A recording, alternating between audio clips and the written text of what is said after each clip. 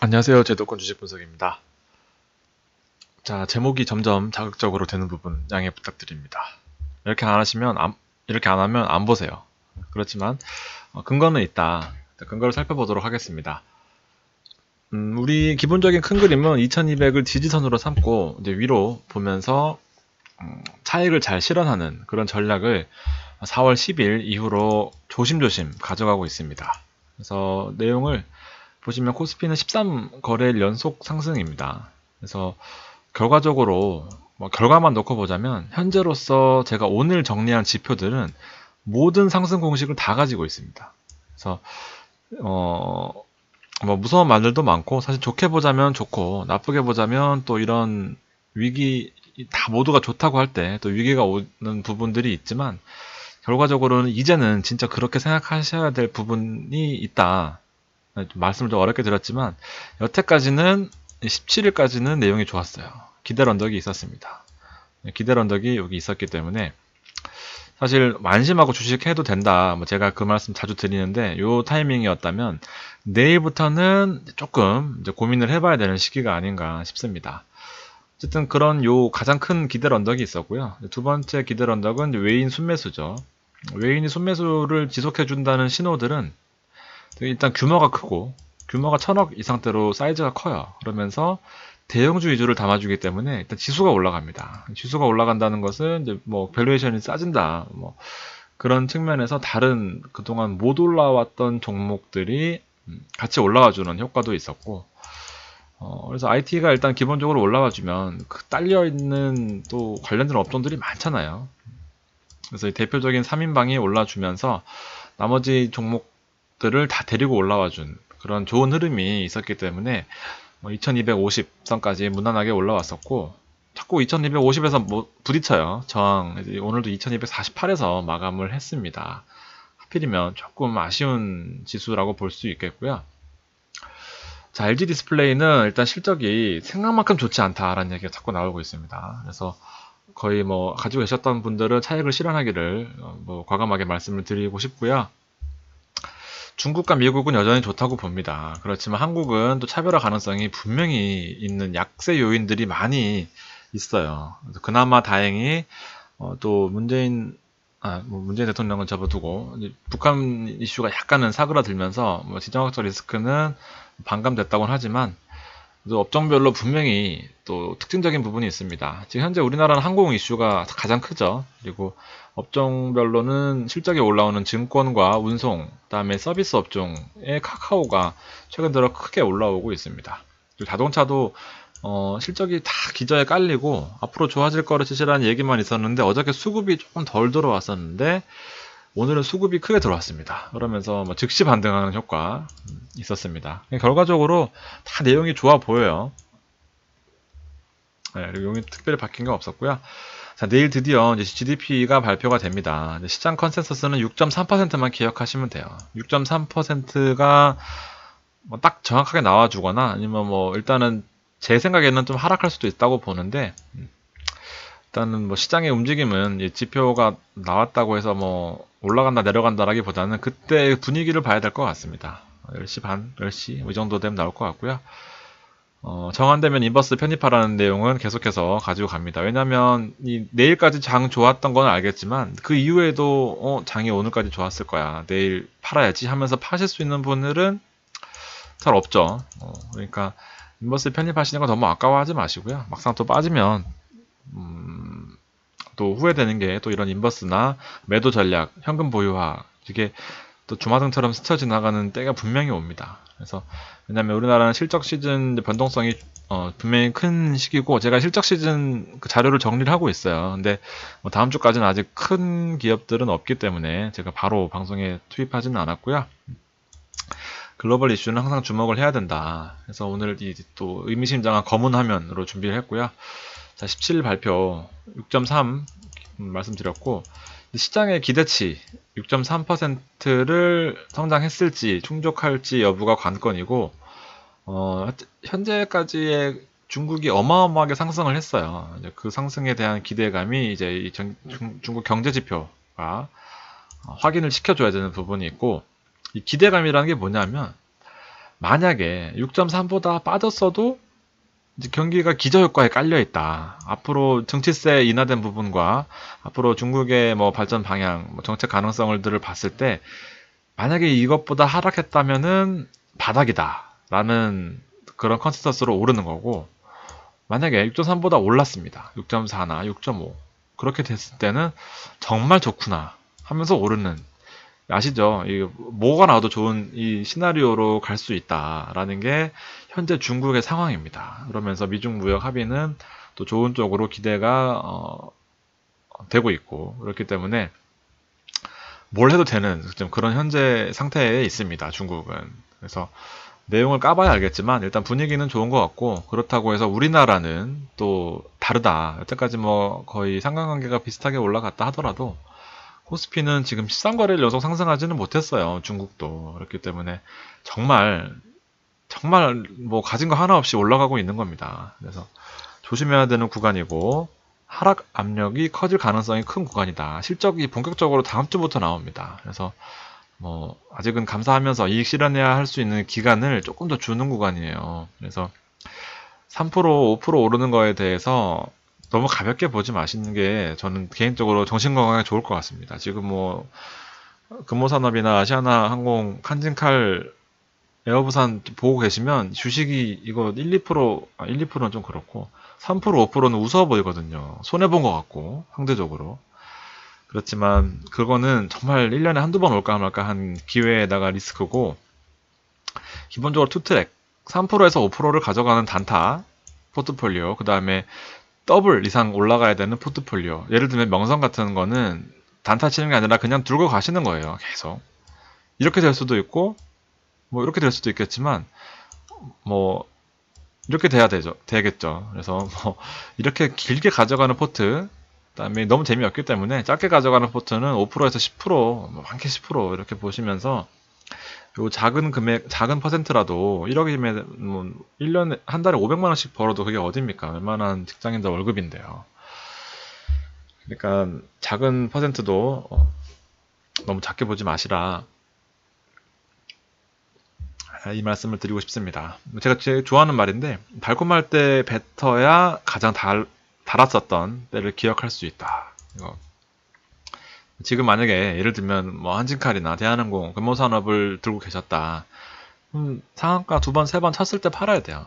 또 상한가에서 또 한 20% 빠지고 또 보합에 팔면은 그건 또 만족스럽지 못합니다. 그렇기 때문에 수익이 나 있을 때 잘 실현하는 것도 아주 중요하다라고 말씀을 드리고 싶습니다. 이게 지금 시간이 지금 10시 42분 많이 늦었어요. 아마 기다리시다가 지치셨던 분들 많으실 것 같은데, 앞으로도 제가 11시 이후에는 웬만하면 잘 안 올릴 테니까 혹시나 그때 이후에는 또 괜히 또 들러날락 하시면서 기다리지 않으셔도 될 것 같습니다.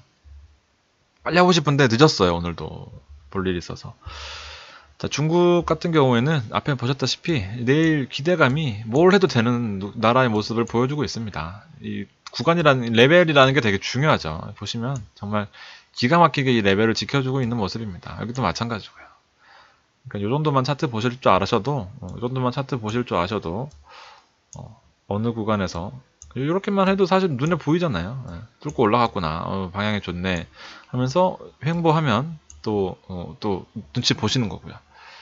그러면서 글로벌 매크로를 보시면은 어느 정도 시장에 대한 감은 잡으실 수 있을 거라 생각합니다.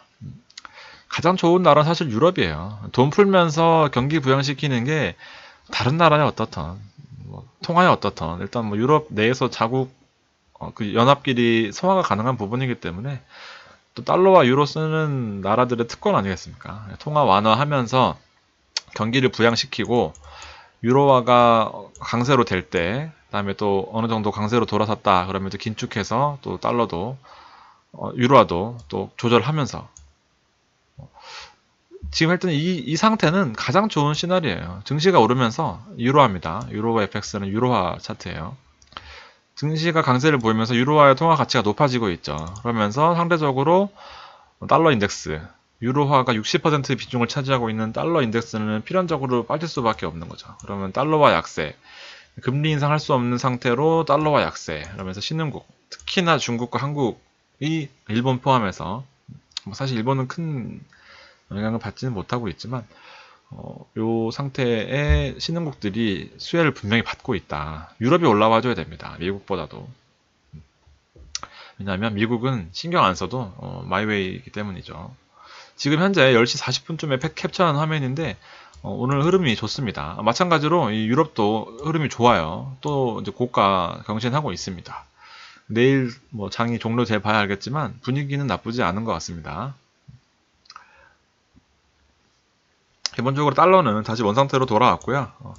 달러가 주는 상승은 이제 거의 다 마감됐다. 이 부분이 오늘까지가 사실은 정말 달러가 주는 상승이었거든요. 달러가 기본적으로 고평가되어 있었기 때문에 외국인 입장에서는 우리나라의 주식이 싸 보였던 거죠. 그러면서 주식을 사면서 달러화를 떨어뜨리고 지수를 올려주는, 하나를 얻고 하나를 포기하는 그런 내용이 경제학적으로 있었던 부분이고요. 2248에 마감했습니다. 그래서 뭐 차트가 망치형인 거는 뭐 내용이 괜찮지만 이제 2250선에서 다시 한번 또 눈치를 보는 상황이고, 정말 길어봤자 이번 주까지 상승이 사실은 제가 기대할 수 있는 상승이고, 그 다음부터는 정말 신의 영역인 것 같습니다. 당장 내일도 모르는데 뭐 다음 주를 어떻게 알겠냐마는 경험상 쉽지 않을까, 않지 않을까, 맞는 말인가요? 네. 쉽지 않을 것 같다, 이런 내용입니다. 주봉상으로, 이 코스피를 주봉상으로 봤을 경우에는 이 핑크색, 제가 한번 예전에 말씀드린 적이 있는데, 이 핑크색의 51선은, 외국인들, 외국 뉴스 보시면 51선 밖에 얘기를 안 해요. 뭐 21선, 61선 이런 거 잘 얘기 안 합니다. 뭐 121선 이런 거 얘기 안 해요. 대부분 보면 51선 가지고 얘기합니다. 왜냐하면 이 외국인들이 보면 차트 정확해요. 보면 또. 이 51선이 무너졌을 경우, 51선이 지켜졌을 경우는 아주 기가 막히게 맞아 떨어지는 부분입니다. 하락했을 때는 여지 없었고요.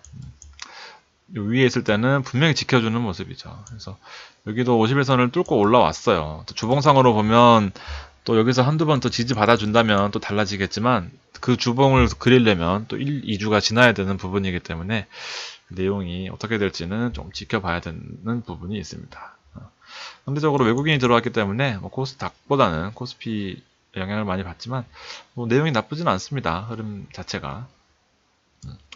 외국인이 들어왔다는 것은 정말 증시에는 가장 큰 호재입니다. 기관같이 양아치 짓은 잘 안 해요.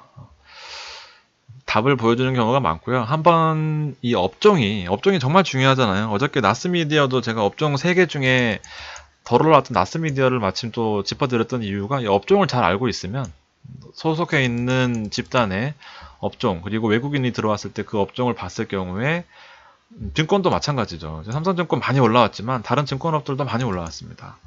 그러니까 이거 증권은 사실 직관적이기 때문에 삼성증권, 우투증권, 증권사 몇 개 없잖아요. NH.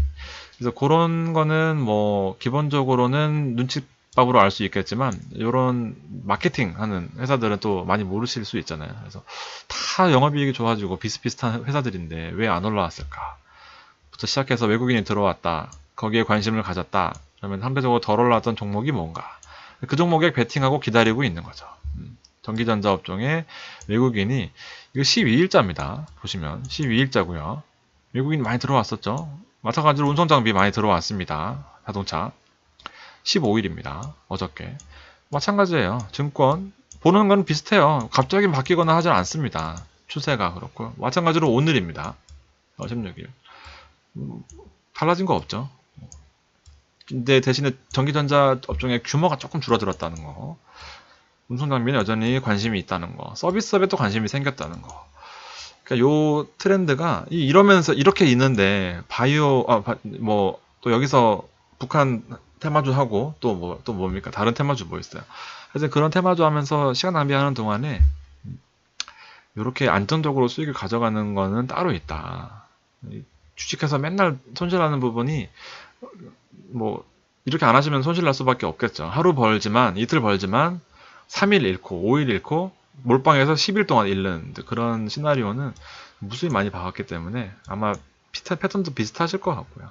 그렇지만 정석대로 가려면은 이런 식으로 분석을 하셔야 된다라는 그 취지는 잘 아셨으면 좋겠습니다. 외국인이 막판까지 770억을 매수를 했고 또 흐름이 나쁘지 않았습니다. 장 막판까지 좋은 흐름을 보여줬지만 이제 내일은 조금 다른 얘기 17일을 기억하셔야 돼요. 그러니까 개인들은 아시아나항공 한진 그룹 뭐 아시아나 그룹 금호그룹에 거의 뭐 전쟁터를 방불케 하고 있습니다. 여기 지금 죽고 살지 못해요. 정말 여기서 이렇게 치고받고 이익 보신 분은 많이 없을 겁니다. 또 막상 여기서 못 샀을 거거든요. 여기서도 못 사죠. 여기서 사는 거예요.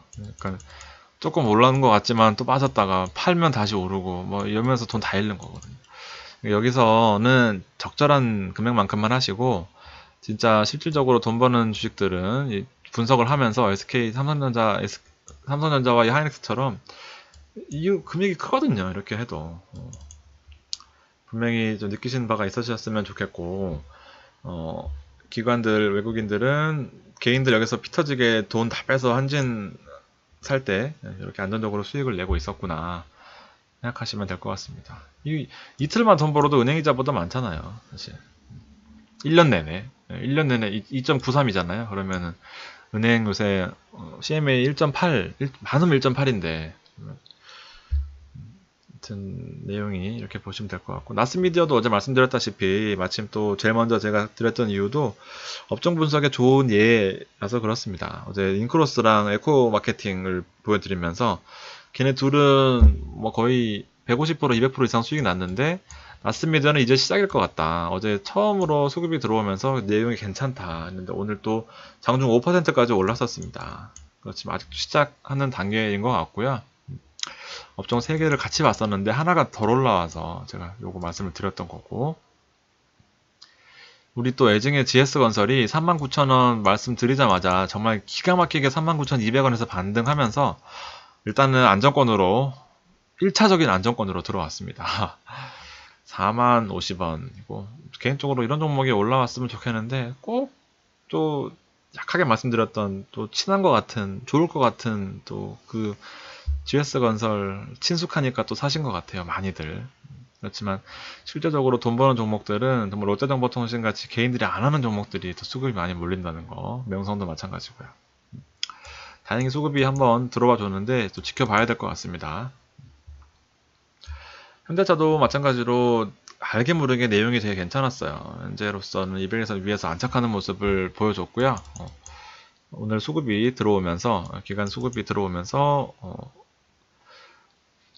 일단 128,000원대에서 계속 지겹게 공방을 하고 있는데 거래량이 많이 실렸다는 부분들은 분명히 짚고 넘어가야 될 것 같고 마찬가지로 저는 현대차 모비스보다는 SL가 더 만도를 많이 본다 말씀드렸죠. SL이 장중에 거의 9% 가까이 오르면서 뭐 거의 폭등 수준을 하다가 장 후반으로 가면 갈수록 차익 실현하는 물량 뭐 이런 내용을 보여줬는데 사실 이렇게 윗꼬리가 길게 달렸던 부분들은 내용이 좋지 못했습니다. 그래서 이제 이익 실현해야 되는 구간이라는 걸 다시 한번 좀 말씀을 드리고 싶고요. 이렇게 여기 또 9% 오르면 또 못 팔죠. 2% 3% 오를 때는 내일 팔아야 되나 오늘 팔아야 되나 하다가 막상 9%씩 올라주면 못 팔아요. 이게 또 심리적으로 그렇습니다. 그렇지만 이거는 무조건 팔아야 되는 만약에 보고 계셨으면 무조건 팔아야 되는 차트였습니다. 5%에만 팔아도 정말 감사하다는 거를 다시 한번 생각하셨으면 좋겠고 길게 가는 종목들은 또 물론 다르겠지만 전반적으로 운송장비 업종의 내용이 괜찮았었다 이렇게 말씀을 드릴 수 있겠습니다. 만도였고요. 자, 위직 스튜디오도 이제 제가 추천드린 이후에 변동성이 커지는 모습입니다. 이제 이때 말씀드렸는데 이틀 동안 오르고 이틀 빠지더니 오늘 장중에도 한 7점, 8점, 7, 8%대 오르다가 막판에도 다 빼놨습니다. 상장 얘기가 나오면 또 계속 흔들렸다가 또 빠지는 모습인데 이제 A스토리 상장 추진이 진행 여부에 따라서 아마 변동성이 계속 커질 것 같고 지분을 추가적으로 매입하고 있는 소식이 계속 들립니다.